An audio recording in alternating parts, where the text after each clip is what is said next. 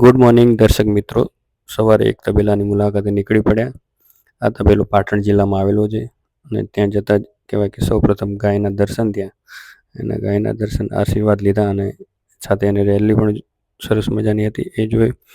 ઘોડા પણ સાથે હતો અને જોઈ શકો છો કે ત્યાં આપણે કાંકરેજી ગાયો, ભેંસ, બીજી દેશી ગાયો સાથે છે HF ગાયો. અને જે તબેલાનો એમણે જે રીતે એક તબેલો બનાવ્યો હતો એ જોતા તો અદ્ભુત એમની રચના હતી, કારણ કે ક્યાં ગંદકી નથી, પાણીની વ્યવસ્થા સારી હતી અને ભેંસો માટે જે કહેવાય કે ચારા માટેની ગમેણ પણ બહુ સરસ બનાવેલી હતી. અને તમે જોઈ શકો છો કે એમને રહેવાનું તબેલાનું જે સ્ટ્રક્ચર હતું એ ચારે બાજુથી છાંયડાયુક્ત હતું, એટલે એમને તડકો, ઠંડી અને વરસાદની કોઈ અસર પ્રાણીઓ થાય એવી હતી નહીં અને બધી જ રીતે આયોજનબદ્ધ બનાવેલો તબેલો હતો.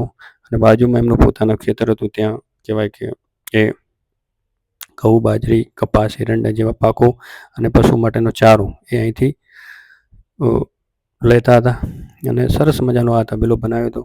અને મુલાકાત લઈ આપણને ખૂબ આનંદ થયો. સાથે કહેવાય કે ઘણા બધા બીજા લોકો પણ તબેલાની મુલાકાતે આવેલા હતા અને ઘોડો જોઈને એ બે છોકરોને કે એને પણ ઈચ્છા થઈ કે ઘોડા જોડે જવું, પણ ઘોડો એમને કાબુ રહે એમ હતો નહીં.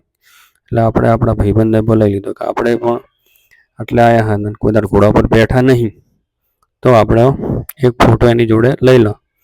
તો ભાઈબંધ આવે તો ઊંધી ઘોડાનો વિડીયો જોયો ચારે બાજુથી, પણ હાલ તો શાંત લાગતો હતો, પણ જો તમે એકલા જો તો એ કહેવાય કે તમને સઠ્ઠીનું દૂધ યાદ કરાવી દે એવો હતો. પછી મારો મિત્ર તરત જ 2 જ સેકન્ડમાં અહીંયા આપણી જોડે હાજર થયો અને એની જોડે વિડીયો ઘોડા સાથે બનાવી લીધો. મજા આવી. અદ્ભુત તબેલો હતો. બસ આવી જ ખેતી કરો તારો અને લોકોને પ્રેરણા આપતા રહો. જય હિન્દ. આવતા વીકમાં નવા તબેલા